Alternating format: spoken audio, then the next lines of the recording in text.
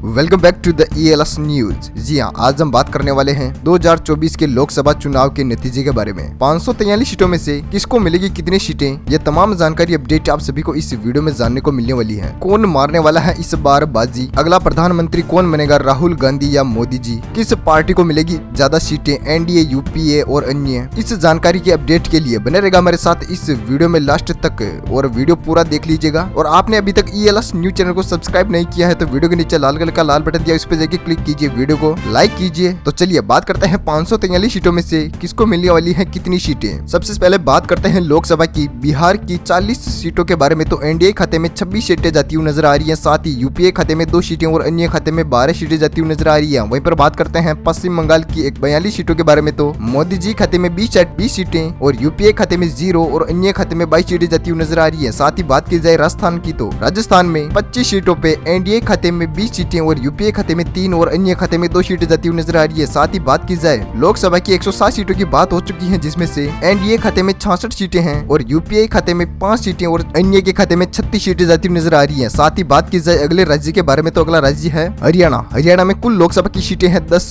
जिसमें से NDA खाते में 0 सीटें और UPA खाते में 8 सीटें और अन्य खाते में 2 सीट जाती हुई नजर आ रही है। साथ ही बात की जाए तमिलनाडु राज्य की तो तमिलनाडु में 39 सीटों पे NDA खाते में 20 सीटें और UPA खाते में 15 सीटें और अन्य खाते में 4 सीटें जाती हुई नजर आ रही है। साथ ही बात की जाए दादरा एंड नागर हवेली की तो उसमें कुल लोकसभा की सीटें हैं 1, जिसमें से NDA खाते में 0 सीटें और UPA खाते में 1 सीट और अन्य खाते में 0 सीट जाती हुई नजर आ रही है। साथ ही हमने बात कर रही है लोकसभा की 157 सीटों की तो NDA खाते में 86 सीटें और UPA खाते में 29 सीटें और अन्य खाते में 42 सीटें जाती नजर आ रही है। साथ ही बात करते हैं अगले राज्य के बारे में तो अगला राज्य है महाराष्ट्र राज्य। महाराष्ट्र में कुल लोकसभा की सीटें हैं 48, जिसमें से NDA खाते में 35 सीटें और UPA खाते में 13 सीटें और अन्य खाते में 0 सीट जाती नजर आ रही है। साथ ही बात की जाए सिक्किम राज्य की तो सिक्किम में कुल लोकसभा की सीटें हैं दोस्तों 1, जिसमें से NDA खाते में 0 सीटें और UPA खाते में 1 सीट और अन्य खाते में 0 सीट जाती नजर आ रही है। साथ ही बात की जाए ओडिशा की तो ओडिशा में कुल लोकसभा की सीटें हैं 21, जिसमें से NDA खाते में 9 सीटें और UPA खाते में 4 सीटें और अन्य खाते में 8 सीट जाती हुई नजर आ रही है। साथ ही बात की जाए लोकसभा की 227 सीटों की तो NDA खाते में 130 सीटें और UPA खाते में 47 सीटें और अन्य खाते में 50 सीटें जाती हुई नजर आ रही है। साथ ही बात की जाए अगले राज्य की तो अगला राज्य है दमन और दीव।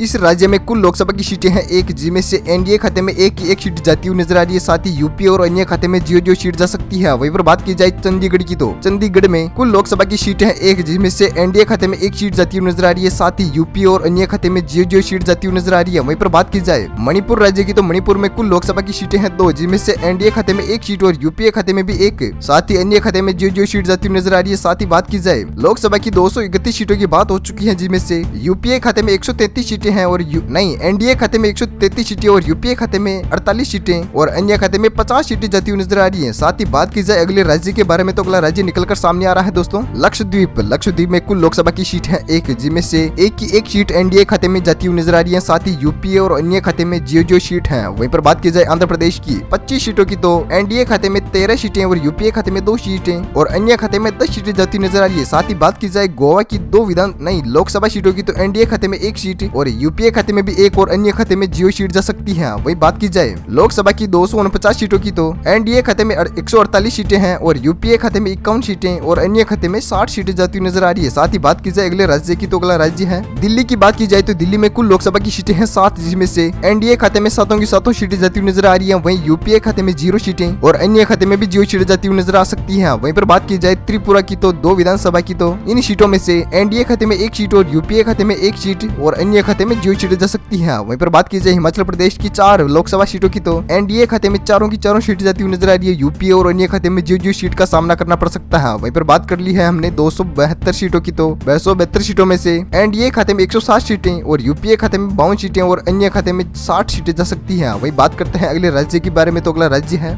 यूपी में कुल लोकसभा की सीटें हैं 80, जिसमें से NDA खाते में 45 सीटें और UPA खाते में 3 सीटें और अन्य खाते में 32 सीटें जा सकती हैं। वहीं बात की जाए पांडिचेरी की 1 लोकसभा सीट की तो NDA के खाते में 0 सीटें और UPA खाते में 1 सीट और अन्य खाते में 0 सीट जा सकती है। वहीं पर बात करते हैं अंडमान निकोबार आइलैंड्स की तो इनमें कुल लोकसभा की सीट है 1, जिसमें से NDA खाते में 1 सीट और UPA खाते में 0 और अन्य खाते में भी 0 सीट जा सकती है। वही बात करते हैं हमने लोकसभा सीटों की बात कर ली है 354 सीटों के बारे में तो NDA खाते में 206 सीटें और UPA खाते में 56 सीटें और अन्य खाते में 92 सीटें जा सकती है। वही बात करते हैं अगले राज्य के बारे में तो अगला राज्य है असम। असम में कुल लोकसभा की सीटें हैं 14, जिसमें से एनडीए खाते में 11 सीटें और यूपीए खाते में 3 सीटें और अन्य खाते में 0 सीट जा सकती है। वहीं पर बात की जाए केरल की 20 विधानसभा सीटों की तो एनडीए खाते में 0 सीटें और यूपीए खाते में 8 सीटें और अन्य खाते में 12 सीट जा सकती है। वहीं पर बात करती जाए तो मध्य प्रदेश में 29 सीटें हैं, जिसमें से एनडीए खाते में 20 सीटें और यूपीए खाते में 8 सीटें और अन्य खाते में 2 सीट जा सकती है। वहीं पर अब बात करते हैं लोकसभा की 417 सीटों के बारे में तो एनडीए खाते में 217 सीटें हैं और यूपीए खाते में 75 सीटें हैं और अन्य खाते में 105 सीटें जा सकती हैं। वहीं बात करते हैं अगले राज्य के बारे में तो अगला राज्य है नागालैंड। नागालैंड में कुल लोकसभा की सीट है 1, जिसमें से एनडीए खाते में 0 और यूपीए खाते में 1 सीट और अन्य खाते में 0 सीट जा सकती है। वहीं पर बात करते हैं पंजाब की तो पंजाब में कुल लोकसभा की सीटें हैं 13, जिसमें से एनडीए खाते में 2 सीटें और यूपीए खाते में 9 और अन्य खाते में 2 सीटें जा सकती हैं। वहीं पर बात की जाए कर्नाटक की तो कर्नाटक में कुल लोकसभा की सीटें हैं 28, जिसमें से एनडीए के खाते में 15 सीटें और यूपीए खाते में 12 और अन्य खाते में 1 सीट जा सकती है। वहीं पर बात करते हैं लोकसभा की 459 सीटों के बारे में तो एनडीए खाते में 254 सीटें हैं और यूपीए खाते में 97 सीटें हैं और अन्य खाते में 108 सीटें जा सकती हैं। वहीं बात करते हैं अगले राज्य की तो अगला राज्य है मिजोरम। मिजोरम में कुल लोकसभा की सीट है 1, जिसमें से एनडीए खाते में 1 सीट और यूपीए खाते में 0 और अन्य खाते में भी 0 सीट जा सकती है। वहीं बात करते हैं मेघालय राज्य की तो मेघालय में कुल लोकसभा सीटें हैं 2, जिसमें से एनडीए खाते में 1 सीट और यूपीए खाते में भी 1 और अन्य खाते में 0 सीट जा सकती है। वहीं बात करते हैं अरुणाचल प्रदेश की 2